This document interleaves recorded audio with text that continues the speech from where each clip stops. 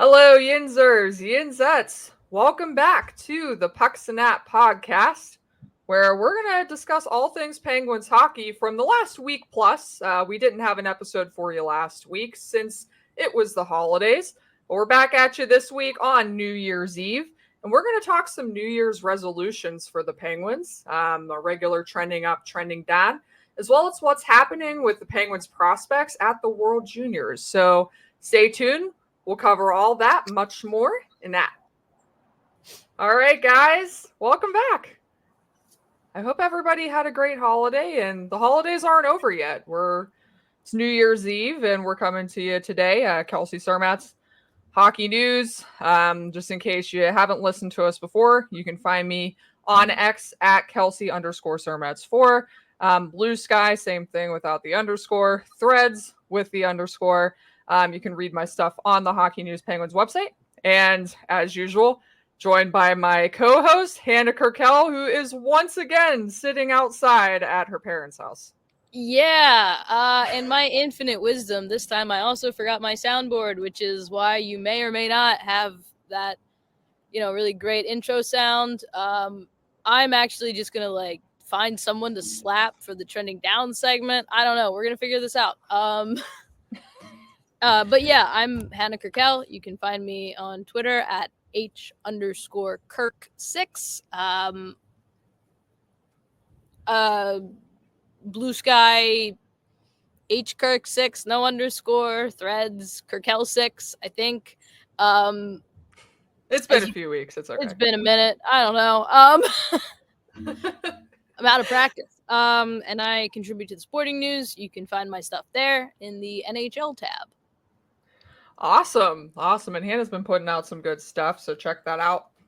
But yeah, we're gonna jump right in. Again, we apologize. We don't have our normal fun sound effects, so we'll figure out something. We'll do something for you. But we are gonna start off as we usually do with the week in review, and this time it's more like a week and a half in review, a little more than that. So we're gonna jump back. So last recording was December 18th. That was a Wednesday. We didn't come at you last week, so we have a few games to go over because there's been a little bit that's happened since then. So Nashville Predators, the Penguins took on Nashville Predators on December 19th.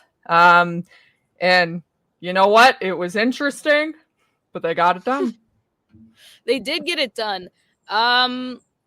It was a 5-4 win in overtime, which honestly, that says more about the state of Nashville's overtime than it does the state of Pittsburgh's. At that point, Nashville had gone to overtime 8 times and lost 7 of 8, I believe. No one fact checked me on that. But yeah, the Penguins got goals from Brian Rust, Sidney Crosby. Finally, he broke a little goal schneid there. And they got one from Rickard Rakell, Erik Karlsson, and then Brian Rust did it in overtime, as he often does. Yeah. Unfortunately, they did not carry their momentum with them into the next game. On Saturday, they were shut out by Jacob Markstrom and the New Jersey Devils. That was not one of the better games in that the ice was horrible because there had been a basketball game played I think it was 3.5 hours before puck drop or something. Yeah, something like that, yeah. I think Rutgers was playing Princeton. But yeah, the ice was bad. That obviously is not why the Penguins lost, because they did not score a goal, but it probably didn't help. So it's worth mentioning. Yeah. But they did storm back on Monday, Kelsey, didn't they? They sure did. So Monday, they played the good old Flyers, friendly cross-state rival for the Penguins. And that was a 7-3 game. It did get a little bit... Yeah. It started off pretty well. I mean, the Penguins scored 4 goals in the first period. Looked like they were on cruise control. Brian Rust opened the scoring just a minute and a half into the game. Rickard Rakell, which they keep playing this, this tag kind of thing.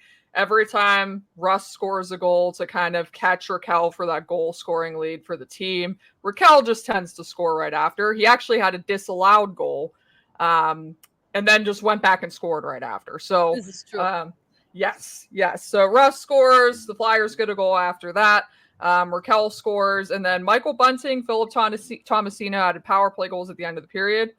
However, the second period got a little bit interesting. That was not a great period from the Penguins. Not great. No, not at all. They surrender 2 goals.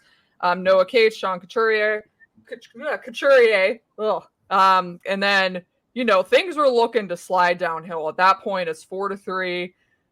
Every Penguins fan, everybody that watches this team knows how that story usually ends and how it has ended many a time this season. But Michael Bunting gets a huge goal at the end of that period. It was a little over a minute remaining, and that put the Penguins ahead 5-3. And that's all she wrote. In the third period, Crosby added a goal. Blake Lizotte added another power play goal at the very end. So they kind of put that one away after that rough second period. But Michael Bunting continues to just score big goals for the Penguins. Yeah, and that third period of hockey was some of the best defensive hockey I've seen from the Penguins all season. They allowed Philadelphia 6 shots on goal, and I'm not sure I would call any one of them a high danger chance. No. They really locked it down. Just some fun information on the Crosby goal and the Lizotte goal. That was Sidney Crosby's first ever empty net goal against the Philadelphia Flyers, according to Bob Grove. Crazy. Which is crazy. And that was so the Blake Lizotte goal came on the power play. That was his first power play goal since he had 2 in the 2019-2020 season with the Los Angeles Kings. That's a great stat. But yeah, they get that brief little power play at the end there. Everybody thought the game was over. Then Lizotte was like, wait a second. And, hold on now. The extra point is good. Chili for all. Exactly. Scored the chili goal. So everybody, that was December 23rd. Everybody went home happy for the holidays. Penguins had a few days for the off. Philadelphia Flyers, who went home unhappy.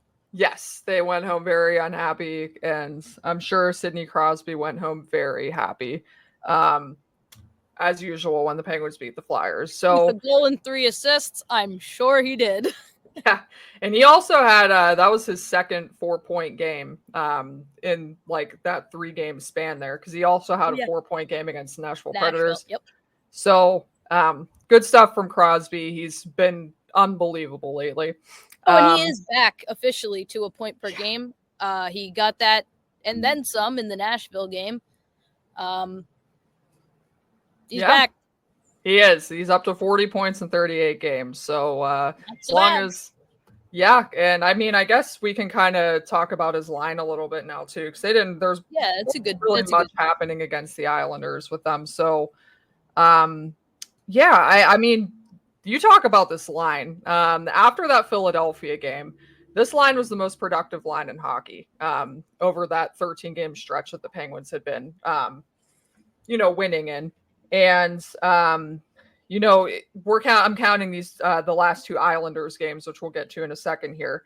But in the 15 games that the Penguins have played since that Vancouver game when they started their streak, each player has 19 points. Crosby has 2 goals. Russ and Raquel have 10 goals each. So they have combined for 57 points in those 15 sure. Like this line is absolutely on a tear right now.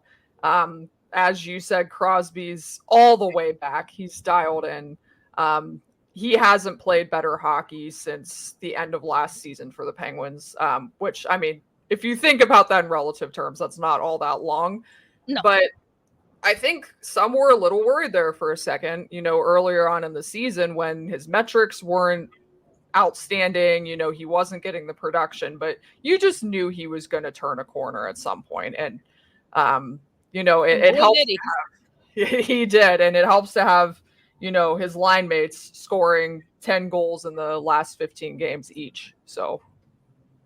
Yeah, when you're going through a slight goal drought, it's not so bad when you have two, finishers on your line who can finish the nice passes you give them.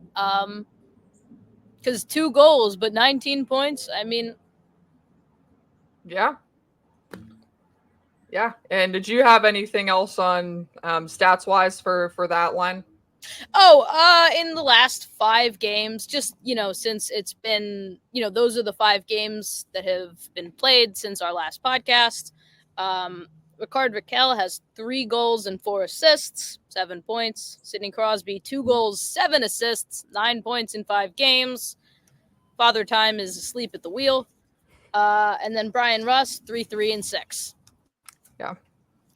Yeah, just impressive stuff all around from them, and they've really emerged, I think, in this short sample size as just one of the best lines in hockey. They're certainly one of the most productive lines in hockey. I will say they're still on the ice for a lot of goals against. Yes, they are, but that's also because they're out there so much. Yeah, I mean, yeah, they're eating minutes like crazy. So, but yeah, we'll see where this goes. But I imagine that's a combination that we're gonna see for quite some time. I don't think we have to worry about.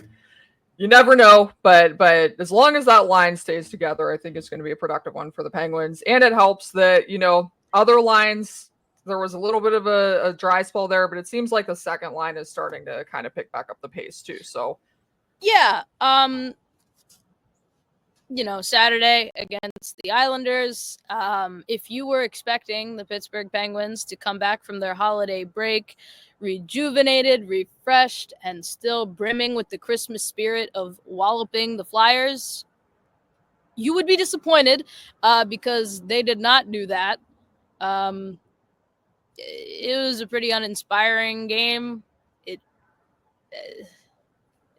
was a game. It happened. The Islanders were significantly better. There was yet another Michael Bunting power play goal, which was his 200th career point, that's a nice feat, I mean. Yeah. And then Noel Acciari scored his 4th of the season, which, if you are keeping track, is now more than Drew O'Connor. More on that later. And then Rickard Rakell, because when is he not scoring? I'm asking, when is he not scoring? Legitimately when? But good question. They responded well.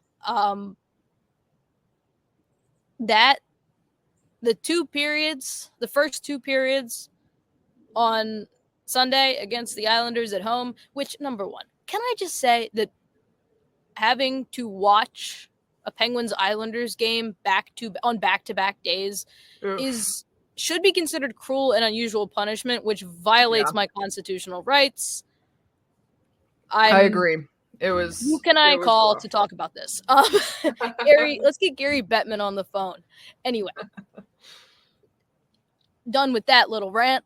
Well, the U.S. judicial system too. They might be able perfect. To do let's get in contact, Kelsey. Yeah. Let's make a change. Anthony Beauvillier got a nice little goal against his former club. And listen, it is so shocking to me that you take an offensive black hole off the second line and suddenly they score 2 goals. Yeah. Crazy how that works. It really is. It really is. And that was a good goal for Beauvillier to get. I think his game's was heading in a downward direction before that. Well, to be fair, that's because he's been playing like 35 seconds at night. Yeah. Yeah. He hasn't been getting any ice time. It's really hard to have a game when you're not in the game. Yeah. Yeah, that's very true. Ever since that Rangers game when he kind of made that hiccup, at the end, that turnover in the third period, he's seen his ice time dwindle, but he did get an opportunity in the top 6 on Sunday, and he made the most of it. I thought that line was pretty good. He really did make the most of it. Evgeny Malkin scored a goal. Now, it was originally credited to Philip Tomasino, but it was stat corrected and changed to Evgeny Malkin's goal, which hopefully will get him off his schneid because he's been not scoring goals recently, which I am going to blame on the fact that Drew O'Connor was his line mate. Yeah, it doesn't help you very much when you have wingers or guys you're playing with who aren't generating anything offensively. So yeah, agree there. And that was another power play goal for the Penguins too. Which we can get to that in a second, but I'll let you kind of finish your spiel on this game. Yeah, that's pretty much over, except for the fact that before the game, it was announced that Chris Letang was injured and that he'd missed the game, and that Nathan Clerman would be playing his first ever NHL game, which is a big deal because he was an ECHL player, and it's very, very rare that an ECHL player makes it to the show. It was a very small sample size, but he had a really strong game. He got on the score sheet and took a penalty. But yeah, yeah. He was perfectly invisible, which is exactly what you want in a third pairing defenseman. So yeah. And he brought out the best in Ryan Shea too. I think that pairing was really good that game. I don't have the stats in front of me, so I'd have to look, but I believe they outchanced the Islanders 15-4 or something like that. Yeah, I think I saw that the percentage of control was like 71% or something crazy like that. Oh, their expected goal share was 90 something. I'm pretty sure. 90 something. Like they had a heck of a game. I'm gonna pull that up right now just so I can refer to that here. But let me see here. No, again, this is a very small sample size, so don't start clamoring for Clerman for Norris. But in a small sample size, he did very well. Well done, Nathan Clerman. Congratulations. Yeah, really good debut. And this is what that pairing's number was. So they led the Penguins non-ice expected goals for with 1.17. Their shot attempt advantage was 20-7, and they controlled a whopping 90.3% of the expected goal share. So that pairing was good against the Islanders. So good on Nathan Clerman. Good for him. The other thing I want to mention from this game is in the second period, Michael Bunting also added a power play goal, and Sidney Crosby officially surpassed Mario Lemieux for the most assists in franchise history.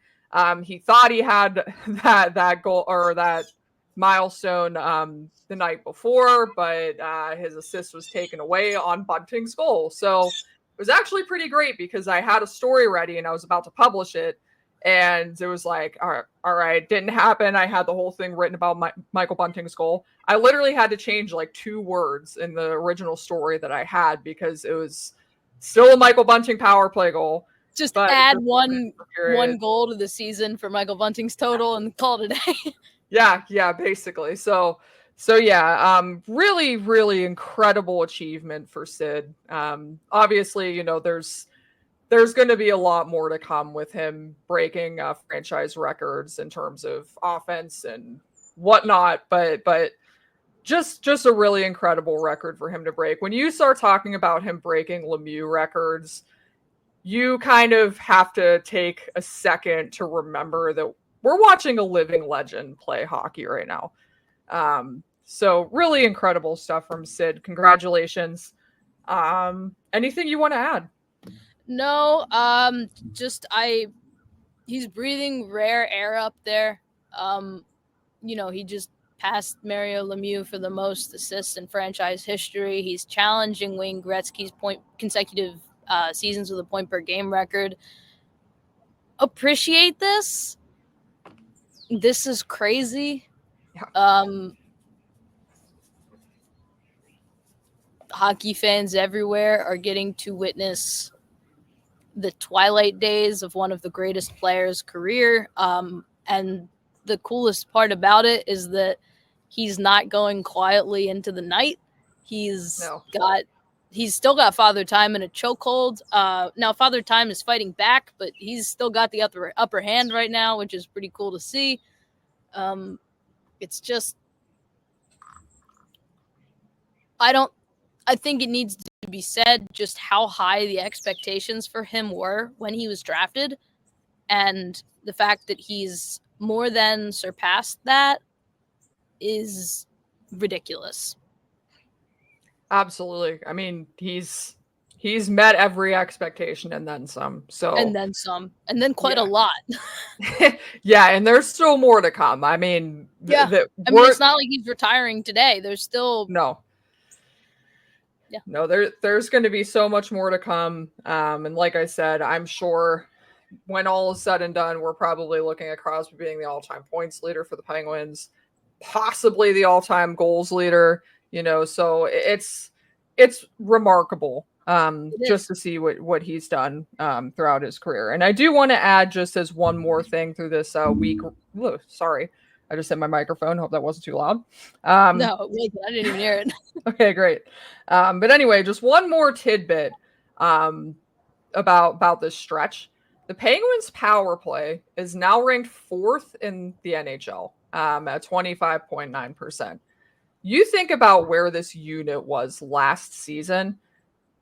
That's just crazy. I mean, and it pretty much coincides with this decision to split those units. I know we talked about this a little bit on the last podcast. Don't want to spend too much time on it, but this power play is winning them hockey games. They had 2 power play goals against the Islanders on Sunday. They had, 2 against the Predators as well. I think it was 2.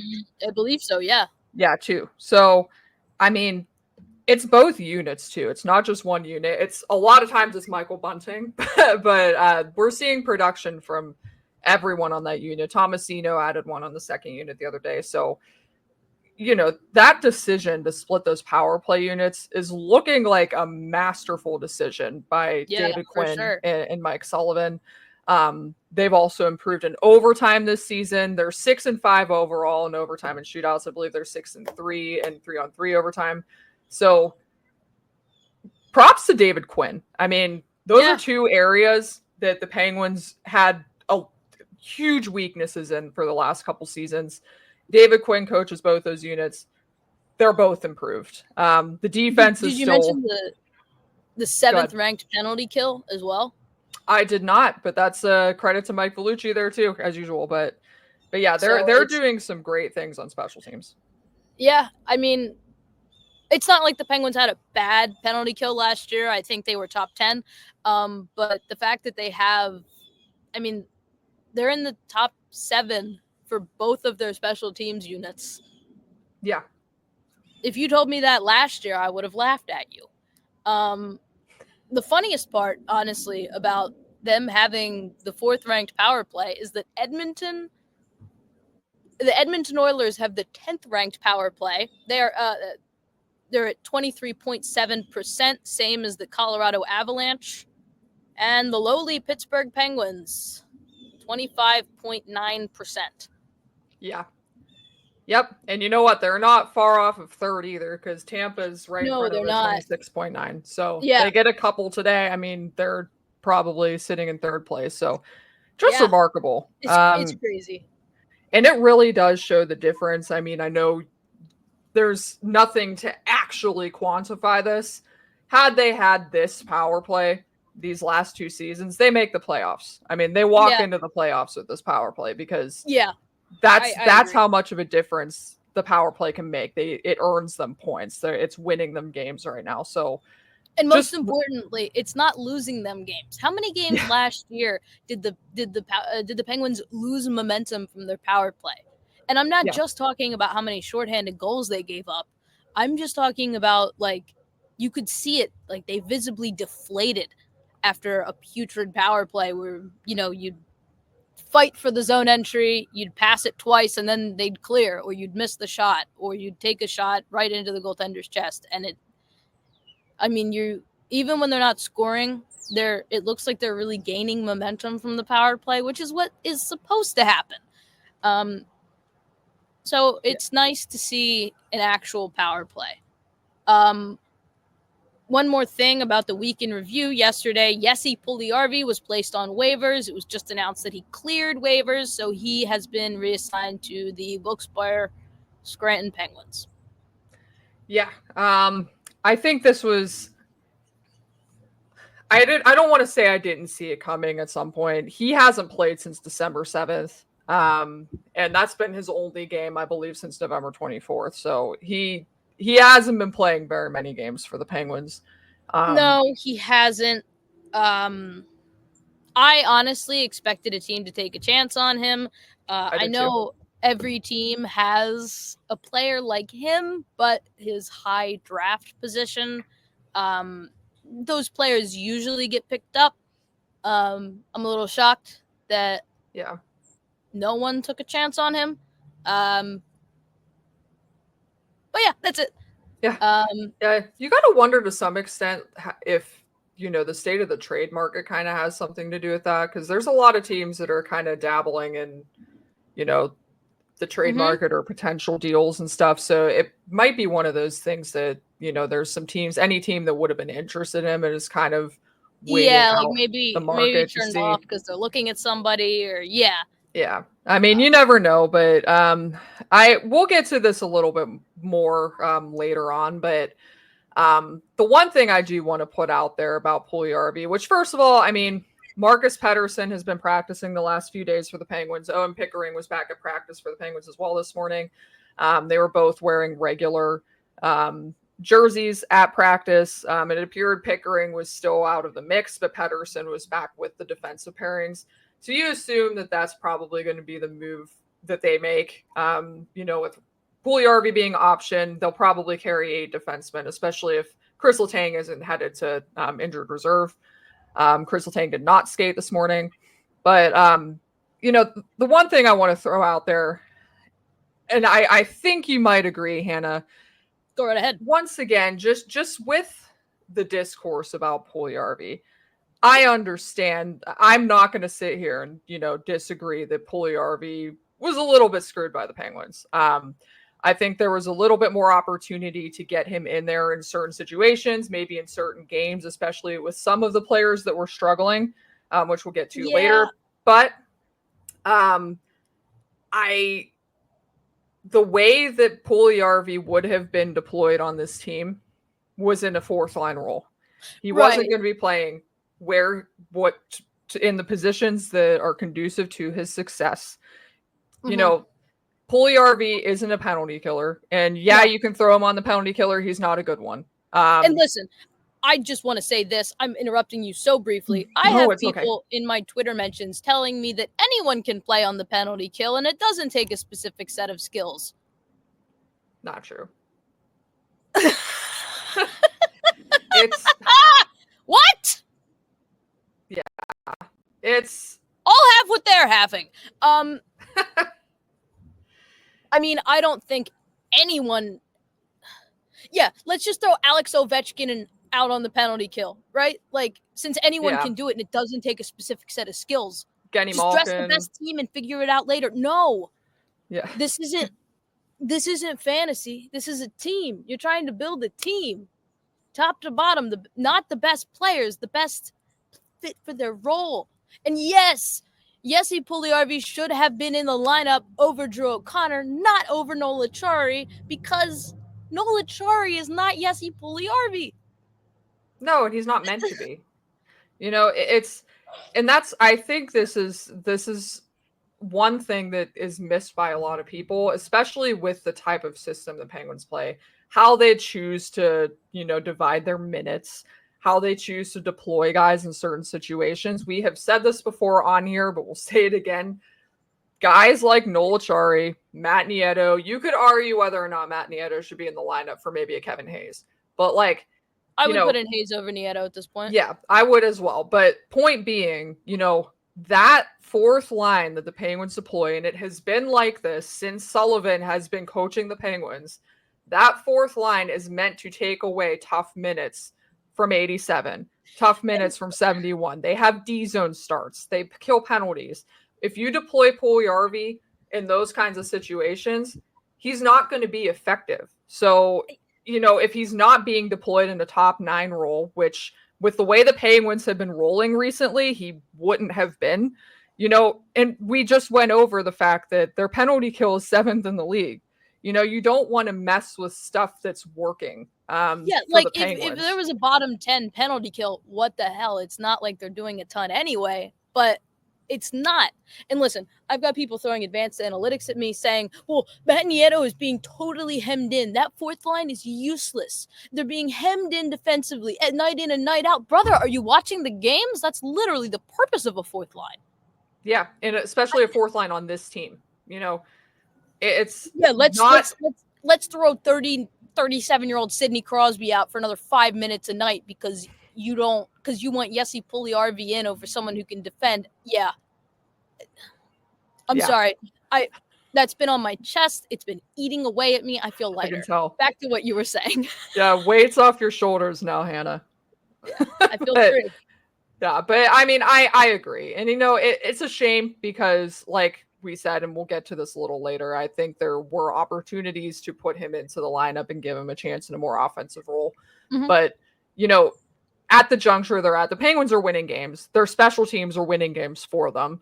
The fourth line is doing the job that it's, you know, supposed to be doing for the Penguins. So if you're going to make a change, swap in a Hayes for a Nieto, because Hayes is going to be, you know, in a similar situation. He at least has some playmaking awareness. He can also play on the penalty kill. Yeah, he can play on the penalty kill. He has can probably bring a little bit more offense to that line than it's providing right now. Maybe give a little bit of a boost to Blake Lizotte offensively. So sure, but you know, I'm not taking Noel Chari out of the lineup. No. I'm not deploying, you know, a player like Puljujarvi who's not going to succeed in that role. If you want to put him in the top 9, talk to me. But if you want to talk about screwed over by the Penguins, he would have been screwed over by the Penguins if they slotted him in over Matt Nieto. That's screwed over by the Penguins. Yeah, because otherwise, you're burying him. Yeah. It's my New Year's resolution to not be so, you know, so I'm trying to hold my tongue a bit. But anyway, back to what you were saying before I cut you off. No, we're all good. You know, I think we'll get to it a little bit more later. So we can move on to the next segment. We did spend a whole lot of time on that first one. So, Hannah, I know you have been watching the World Juniors a whole lot. So please give me an update. Yeah, give us an update on how some Penguins prospects are doing at the World Juniors. Well, before I talk about the Penguins, I want to talk about Latvia really quickly. Oh my gosh, yeah. Oh my Lord. I love it when there's a total underdog who comes into a tournament and just rips off a series of wins. Yeah. And I know their win against Germany kind of has a little bit of an asterisk next to it because Germany had to pull their goaltender. They had to win in regulation to avoid the relegation stage. But still, Latvia won in overtime. That's still a win. They beat Canada.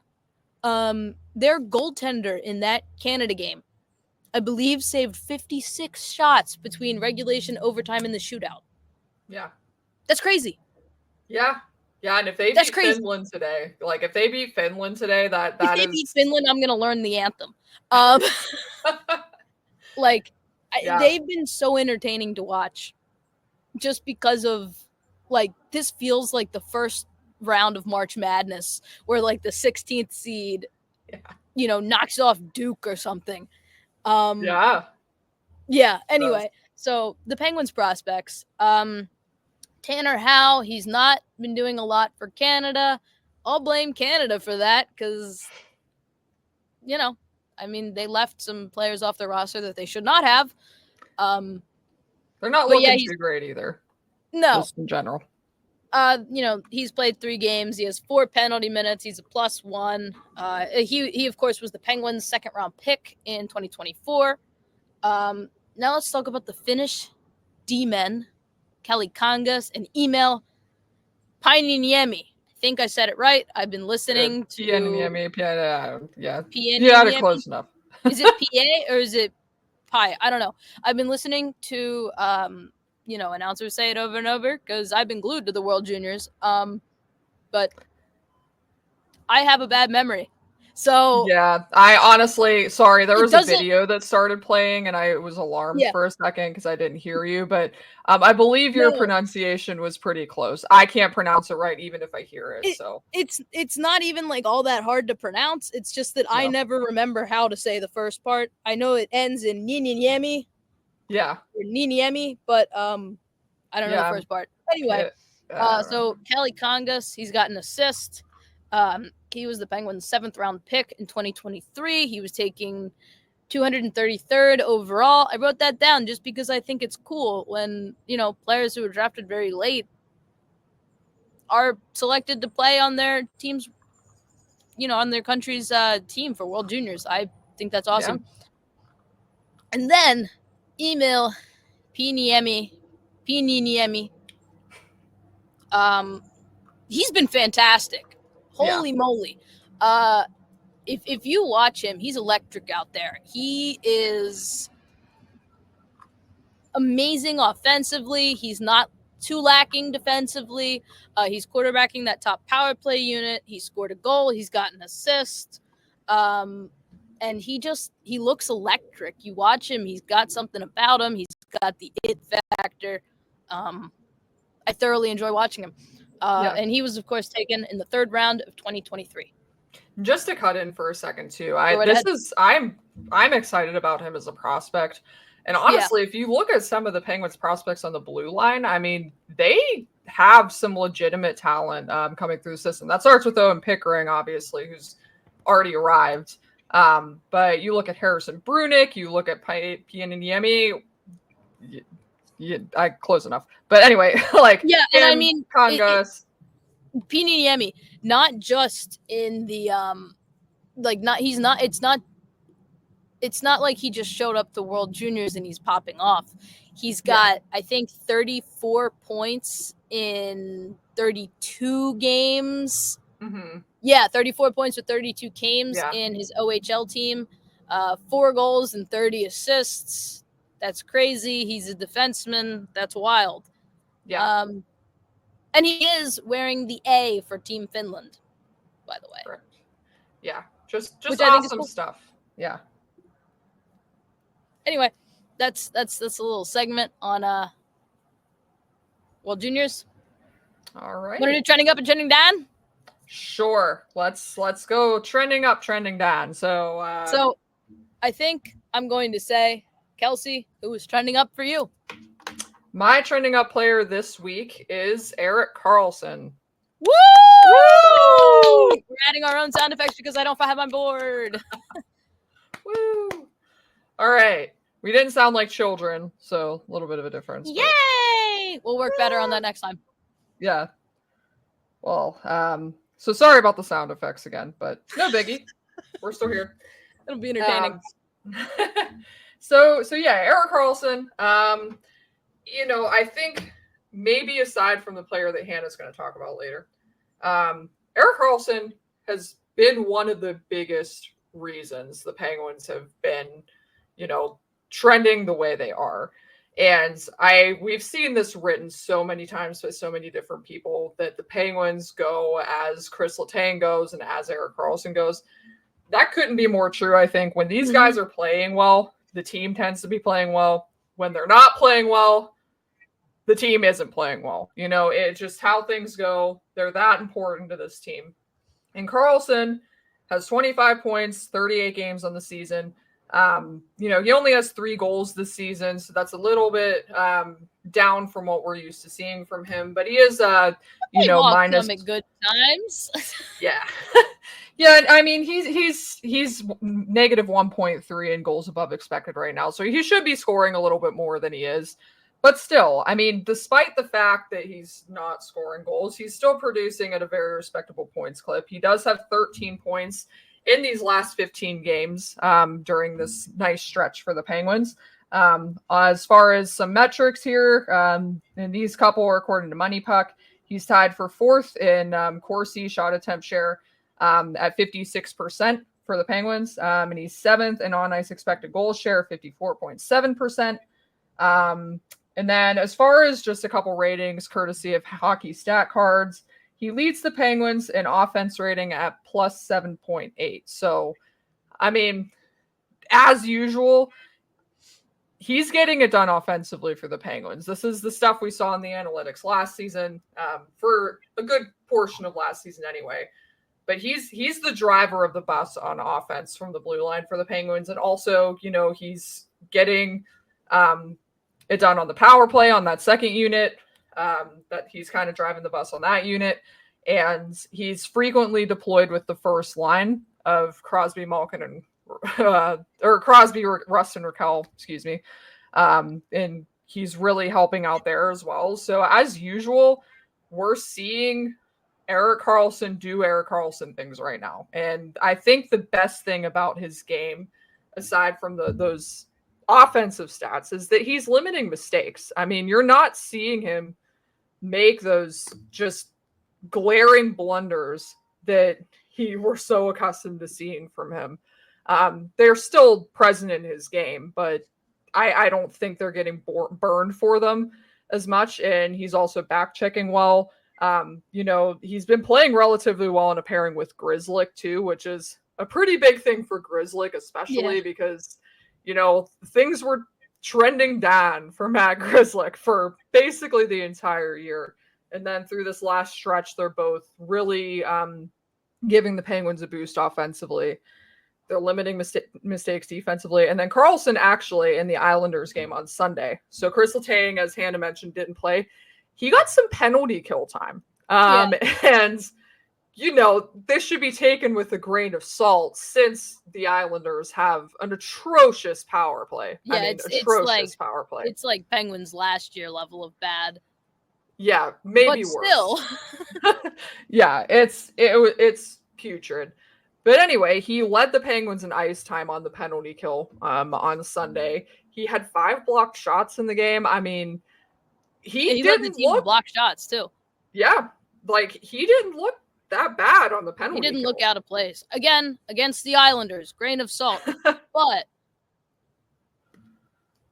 yeah, I mean, it's nice to be surprised now and again, I mean, yeah, especially when Erik Karlsson and defense are used in the same sentence. It's usually Erik Karlsson is bad at defense, not Erik Karlsson led the Penguins in penalty kill time and also blocked shots.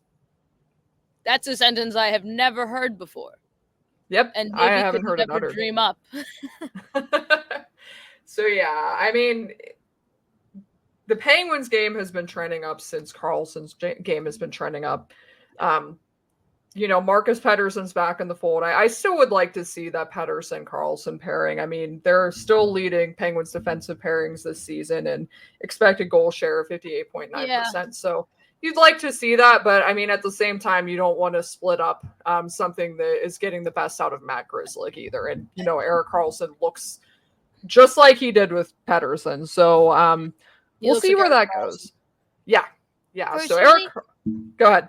I would say if it ain't broke, don't fix it. Yeah. At least to start out the game, because then you can kind of spread the wealth a little bit and give Pettersson to another player. And then obviously if it's not working, you can just revert back to, that pairing that's good. They're winning games.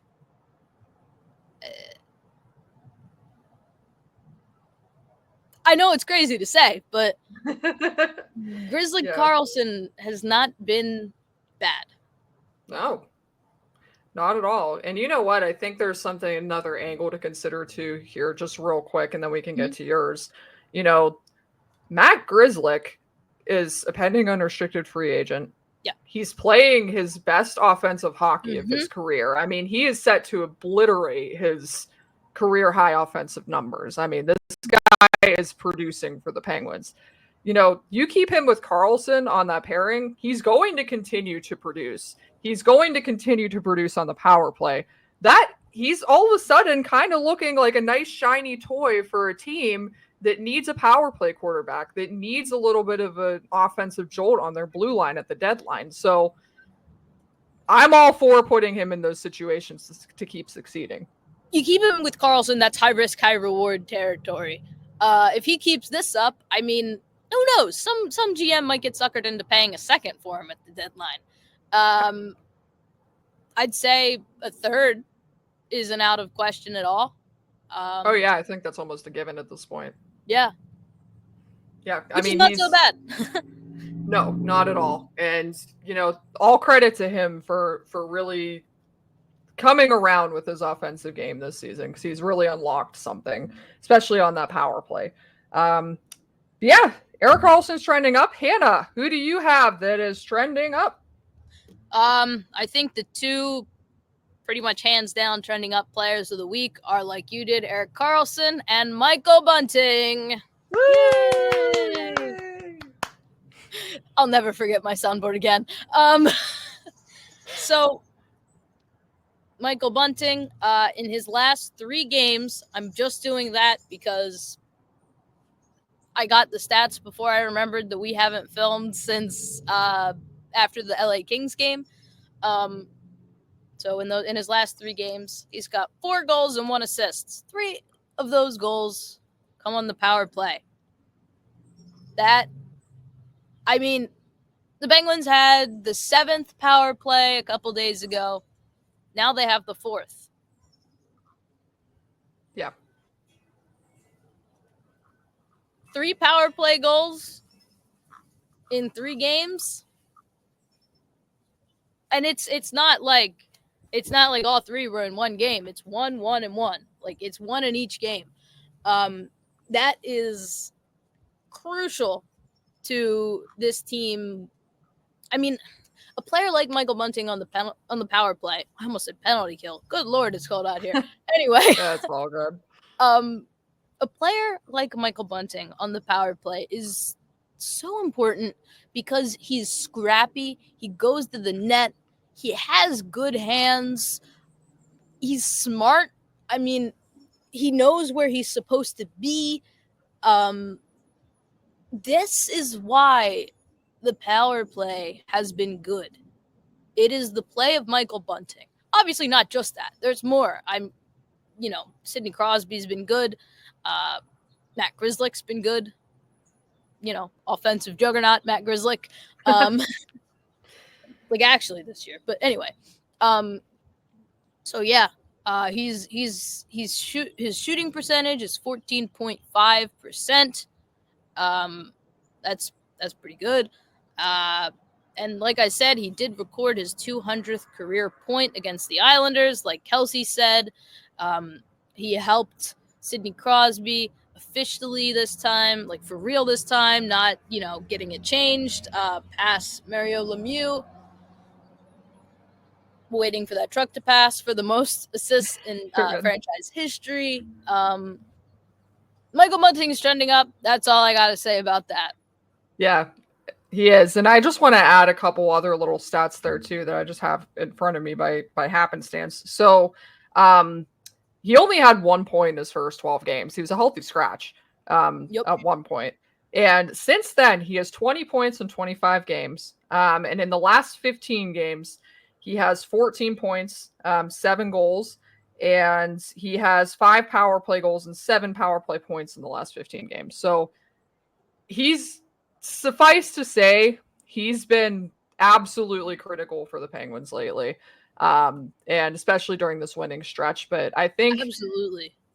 Yeah, and I think you would probably agree here. When the Penguins traded for this guy in the Jake Gensel trade, this is the version of Michael Bunting that they traded for. I mean, this is the version of Michael Bunting that they had at the end of last year when they went on that run. Like, he's back. I know those first 12 games, everyone was like, oh my God, where did he come from? Where did he go? Where did he come from? Cotton-eyed Michael Bunting. But he's back now, I think. I mean, you look at how he plays. He's engaged. He's scrapping it up. He's getting under the skin of opponents. He's racking up penalty minutes, which is great for all those fantasy players out there. Yeah. And he's found chemistry with Gino again, too, which I think is a really big thing. Because it looked like that kind of soured a little bit at the beginning of the season, but we're starting to see them connect on a lot more plays again. So, yeah, absolutely. It's been huge. So, want to do trending Don? I didn't realize where our timestamp was. So. Oops. All right, you want to go first? We were really passionate about the Puljujarvi stuff and the power play. We get carried away sometimes. We do, but it's because we're right. It's because we're right, and like, God right. dang it, we want to tell you about it. Yeah, it's because we need to correct people on the internet, which my mother tells me is not good because then you get sucked in and you never stop. Thank you, Mom. And then you have 50-minute podcasts with 3 segments. Before we even make it to the Trending Dan segment. Exactly. So, as always, Mom is right. But yeah, Kelsey, who's your Trending Dan player of the week? Well, luckily I won't need to spend a whole lot of time on this because I, like Hannah did with Tomasino last week, this one feels a little dirty to me, but I think there's some legitimacy here, so just hear me out. My Trending Dan player is Blake Lizotte. Boo! Sorry. Oh no, that was a good sound effect for this one. Oh, good. So, we can clip that and use that. Let's just forget the little or whatever it is. Forget the slapping. We're just gonna me booing with the wind and the leaves. Continue. So Blake Lizotte. Anyway. Blake Lizotte. Now, I mean, if you look at defensive stats, if you look at everything else, I mean, Blake Lizotte isn't trending down in any way for his 200-foot game necessarily. He's a very good fourth line center, as we've seen. He's excellent on the penalty kill, and I think since he has been back from injury, that penalty kill has been a lot better. And you know, he's really kind of, I keep saying driving the bus today, but him and Achari really are driving the bus on that unit. So anyway, still a lot of good things from him. But I mean, the fact of the matter is, ever since he was demoted to fourth line center, and you know, he was that third line center position for a while there after his comeback from injury, his second injury of the season actually. His production has gone down a little bit, and that's to be expected when you shift, you know, down to a fourth line role with players who aren't known for their offense. But just a few tidbits here. So in his first 9 games, when he came back from injury the second time, he had 5 goals and 9 points in those 9 games. Since then, he just has 1 goal, 1 point in 6 games. Power play goal, though. Yeah, he did. It was a power play goal. So credit where it's due. Blake Lizotte, power play specialist. But I love power plays when Nola Chari and Matt Nieto are jumping over the boards, and Ryan Shea, my favorite. And then they just have like a banger shift out there. Scored. Like, yeah, it's wonderful. But anyway, so unit who? Continue.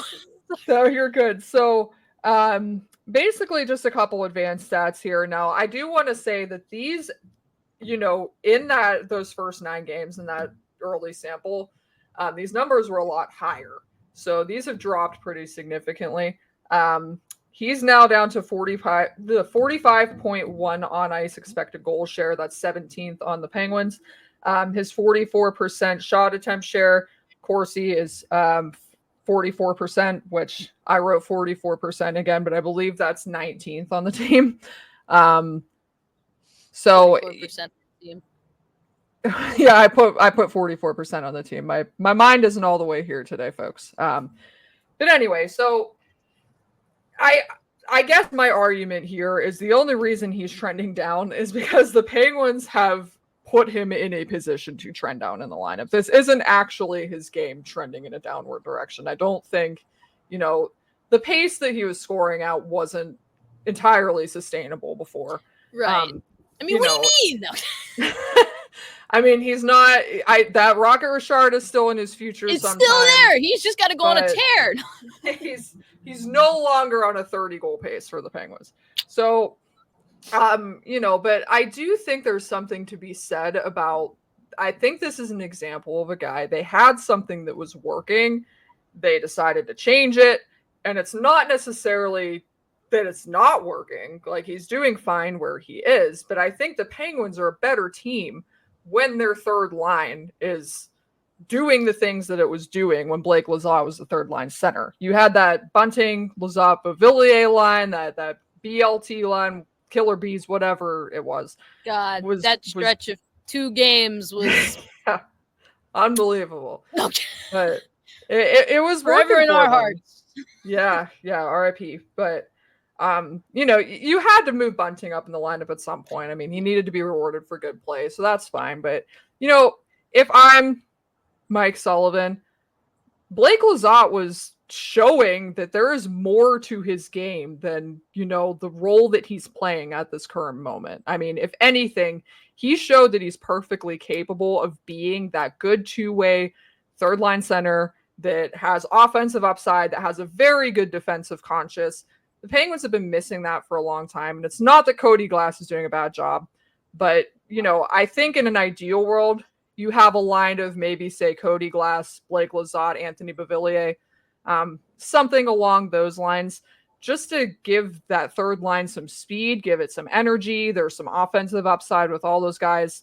And you bump Drew O'Connor down to the fourth line or elsewhere. So, I think there's more potential to be explored with Blake Lizotte. He's trending down because the team has put him in a position where he's not at the peak of his game anymore because he's just not in that role. So that's all I have to say about that. I don't know if you want to add anything. No, I'm just gonna direct our attention back to what the fourth line is doing. His on ice goal share and expected goal share and all that's gone down because he's taking those tough minutes away from Sidney Crosby. That's what the fourth line is supposed to be. Mm-hmm. Yeah. I totally agree with you. It's not that he's trending down. It's just that he's not scoring at a 30-goal pace anymore, which is to be expected if you're playing on the fourth line and putting more focus on defense. Now let's talk about the player who's actually trending down, can we? Yeah, absolutely. So Hannah, who's your player trending down? I'll give you a guess. It's Drew O'Connor. Boo. Boo. Yeah. I don't know how much more I can say. Listen, players have goal droughts, all right? Last year, for the Edmonton Oilers, Connor Brown, he had a 45-game goal drought. Now, the difference is that Connor Brown, once the team realized that this goal drought was going to reach epic proportions, they took him out of the top six. They put him on the fourth line. They scratched him. They didn't keep trotting him out with Evgeny Malkin. And listen, I know that fans like Drew O'Connor. I know that they think he's the next Brian Rust. Well, let me tell you something about Brian Rust. Brian Rust has never had a 32-game goal drought. His longest ever goal drought, I have this written down because I'm chaotic and not chaotic. I'm psychotic. I counted every single goal. I counted everything. I appreciate you for that. Yeah. Where do I have it written down? Let's just flip the page because I know I have it here. Perfect. His longest goal drought came in the 16-17 season, and it was 21 games between October 27th and December 10th. He was 24 years old, and this was his second season in the league. Yeah. And he was playing like a third, fourth line role. Yeah, I was going to say, I think they bumped him down when that was happening. They didn't keep trotting him out with Evgeny Malkin. He did end it with a hat trick against Chicago. So everyone bet on that Drew O'Connor hat trick tonight. Yeah, let's go back to Drew O'Connor, shall we? 32 game goal drought. We are reaching catastrophic levels of bad. He still can't receive a pass. He still can't really make a pass. How many grade A opportunities would you say that he's fumbled in the past 4 games? Probably 8, 9 more. Yeah, I mean that's would be about my estimate. He's got 2 assists in the month of December. That's 12 games. Again, he's still, flirting with the second line. His last goal came on October 18th against Carolina. Cody Ceci has 2 goals in that time span. And Cody Ceci is a defenseman for the San Jose Sharks. Nola Chari now has more goals than him. That's my page. Thank you, Wind. Yeah, I mean, he has the worst goals against average in the league, according to Money Puck. It's a negative 6.9, and that's good for 721st among players. Wow. And that's not forwards. That's everybody. Yeah. That's everyone from every team with a minimum of like 5 games played, I think I said it at. So, yeah. According to Hockey Stat Card, he's got a negative 3.2 offense rating. That's second line material. He's got a negative 1.4 defense rating, and his net rating is negative 4.6. Why is he still getting so much ice time? Why is Puljujarvi getting waived before you slot him in on the third line over O'Connor? Why is Kevin Hayes in the press box? If you really want to say that they just wanted to get Puljujarvi good minutes, that's fine. You can say that. And why do they keep promoting him? Like, the second they need offense, they throw him up into the top 6. They throw a negative 3.2 offense rating. They throw the worst goals above expected average into the top 6 to get offense. Yeah. And I think too, like a 5 because I can't understand it. I really don't. It's hard to wrap your head around. And I do think, you know, I guess if you're looking at this from a coaching perspective, it's almost like they're being a bit contradictory with their approach here, because one of the things Mike Sullivan said a couple weeks ago, now this is when his goal scoring drought was still in the 20s, you know, like it hadn't reached the levels it is now. And Mike Sullivan said one of the things that they try to do with players that are struggling to score goals is to take the focus away from scoring goals by putting them in defensive situations, by putting them in penalty killing situations, by making them prioritize things that don't include, you know, scoring goals as the primary objective of their game. Now, that's fine. And I actually do agree with that approach because, you know, players will tell you when they're going through a stretch like this, you know, even Crosby went through a goal scoring drought this year. When they're going through stretches like this, they grip the stick a little bit too tight. It starts to get to their heads. They start to think about it. They're aware of it. They know that they need to score a goal. So probably the best approach to that is to say, okay, hey, like, go play in the bottom 6. You know, not Crosby, obviously, but someone like O'Connor. Like, go get some lines, Sid. but go get some minutes on that bottom 6. Focus on defense, focus on penalty killing, focus on the details of your game that are going to contribute to more opportunities to give you a chance to put the puck in the net. Go to the net, go to the dirty areas. You know, generate offense that way. Don't think too hard about trying to make something happen, and just be the guy that goes out there and gets it done in other ways.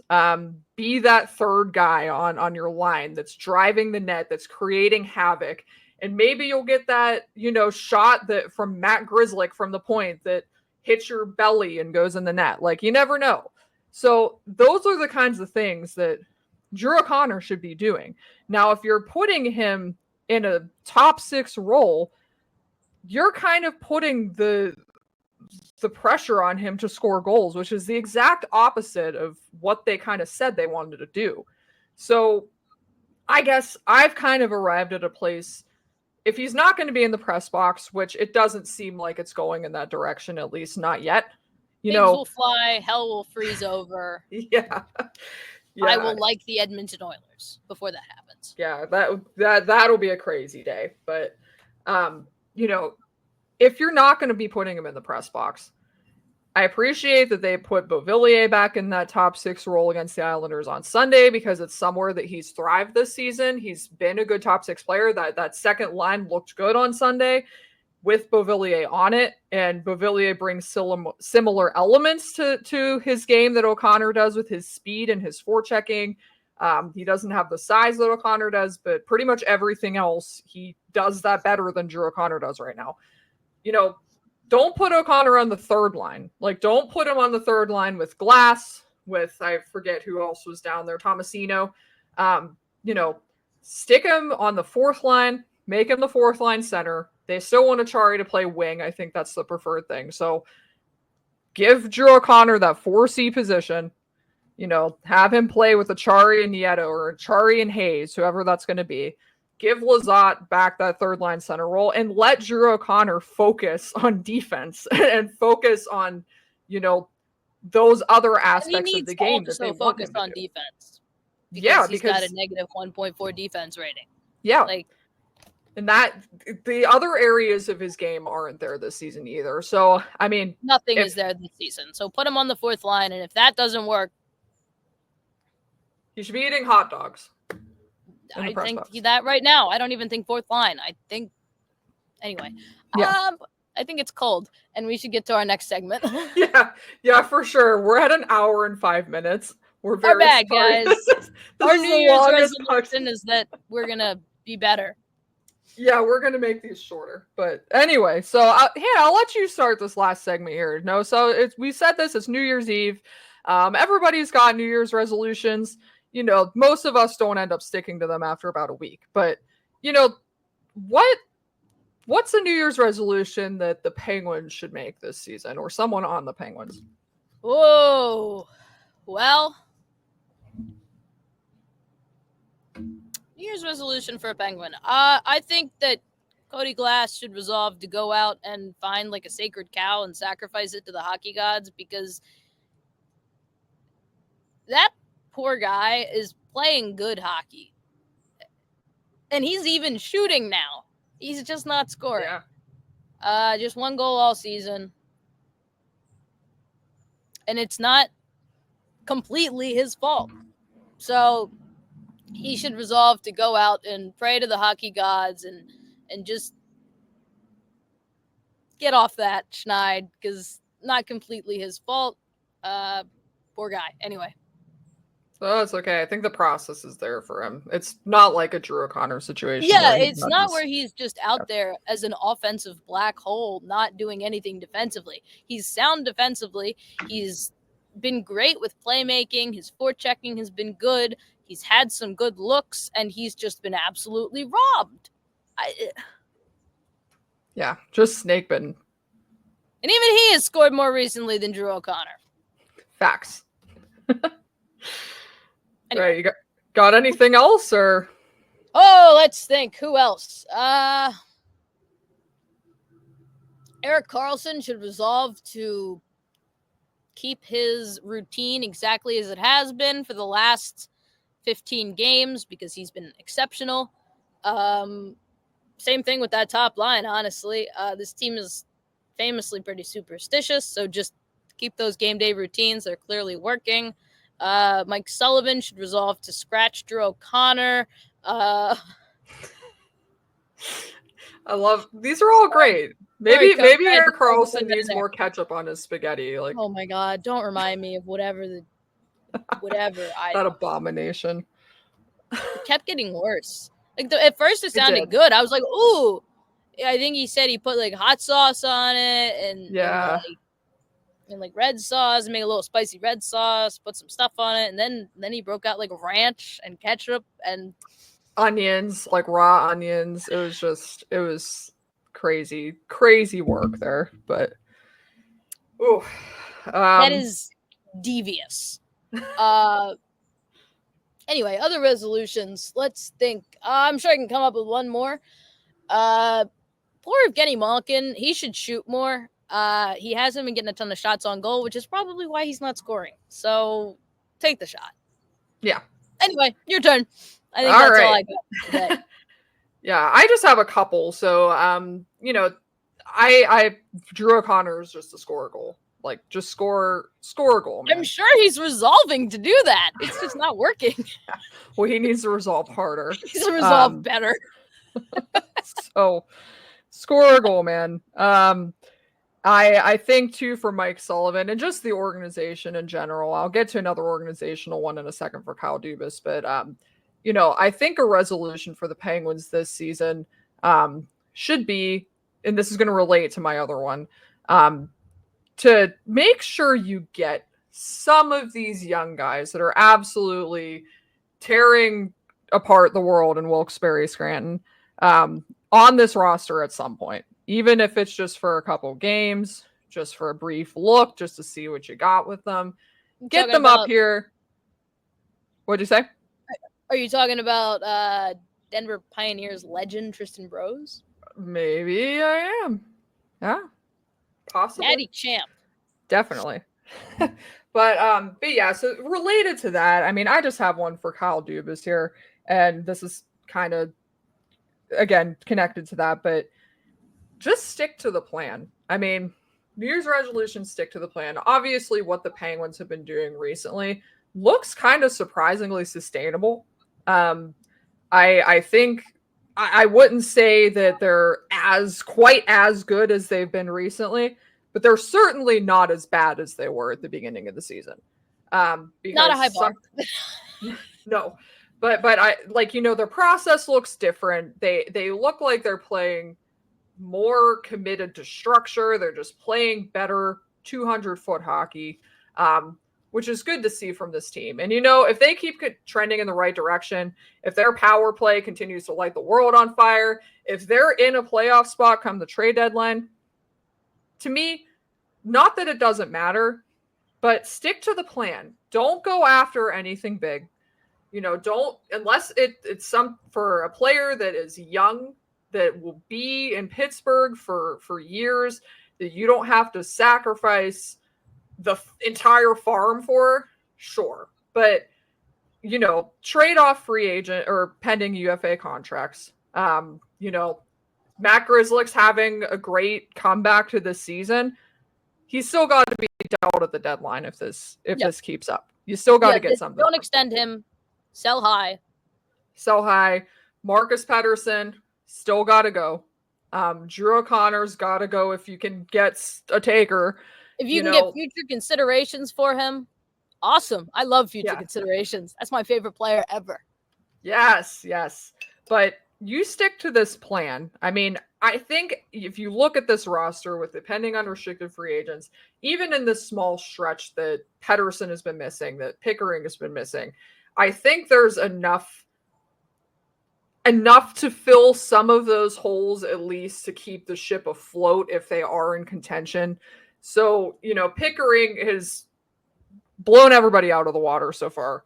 And they have some other options at left defense. So, stick to the plan, get as much as you can for these guys that are going to get you a good return. And then, come summertime, when you have all of these picks, when you have all of this cap space, when you have all of these guys in Wilkes-Barre who are either knocking at the door or who get that late season opportunity because of the trade deadline, etc., you have so much flexibility to really make a push for next season, and in a legitimate one. So stick to the plan, Kyle.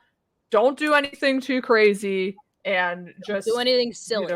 Don't do anything silly. Just stick to the plan, and I think that things will work themselves out for the Penguins.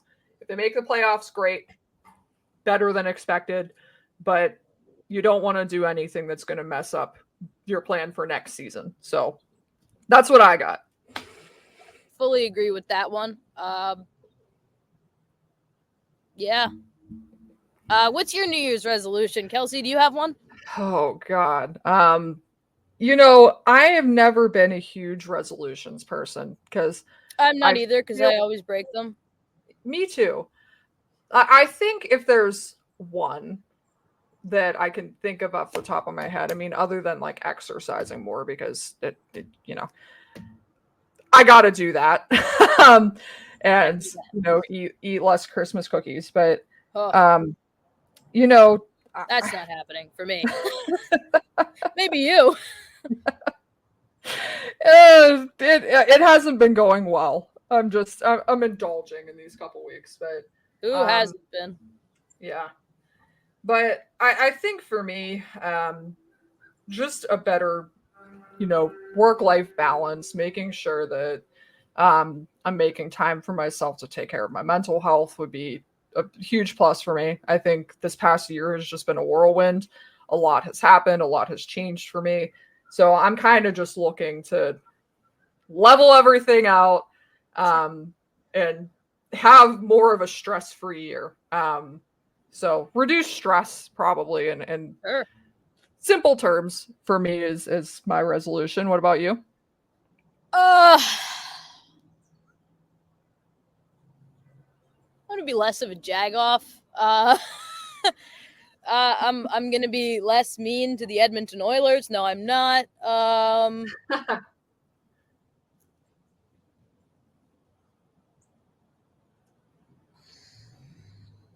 While you're thinking, I will pray on the New York Rangers' downfall. Continue to do Oh that. my God! I'm gonna my resolution is that I'm going to continue to enjoy that. It's delightful. It's really, really, really delightful. I've never seen anything like it. Yeah. Chris Kreider being scratched a couple weeks ago, just that fixed things. Just crazy stuff. I guess I'll resolve to enjoy the little things like the Rangers sucking. Yeah. Hey, nothing wrong with that. Nothing wrong with that. And I'm gonna resolve to stop forgetting my soundboard, and I'm gonna resolve to never again have to film at my parents' house because it's cold. Yes, this is the second time you've done that. Yeah. So I'm also gonna resolve to solve my technical issues that keep making my camera freeze. We're doing great. It was a little bit better this week. It was like half this podcast, but and obviously we're resolving to never again go an hour and 20 minutes. That's our bad, guys. This is way over. We're like a half hour over today.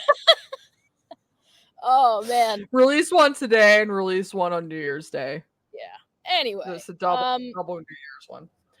But you want to remind them where they can find you, Hannah? Yeah, sure. You can find me on Twitter at H_Kirk6. I will be fighting with people about the importance of a fourth line and that not everyone can play on the penalty kill. I write for the Sporting News. You can find my stuff there. I'm on Blue Sky at HKirk6, no underscore, and on Threads at Kirkel6. What about you, Kelsey? All right, and same thing. You will also find me on X, on Blue Sky, on Threads at Kelsey_Serm. That's 4 for Blue Sky, no underscore. You'll also find me stressing the importance of a fourth line and what that role is. So me and Hannah might be tag teaming that together on a few posts. Can we? I got some real geniuses in my in my mentions. Yes. So you'll see me there. You'll also see me on the Hockey News Penguins site. I'll be putting out a resolutions piece today. And hopefully you've been following along. I also, just a little bit of self-promotion here, I did put out a piece about Sid yesterday. I hope you go ahead and read that. Just compiled a lot of anecdotes from his teammates over the years. So just put a lot of heart into that one. Give it a read if you get the chance. So that'll do it for us today. Thanks for sticking with us for, again, an hour and 20 minutes. That's our bad, guys. Yeah, we're so sorry. We'll chalk it up to the fact that we had a lot to talk to because we haven't done this in like a week and a half, a week and 2 weeks, whatever. Yeah. Anyway. Yeah, that's true. There was a lot going on. So just excuse us this one time until next time. It's in like an hour and 45 minutes. Just kidding.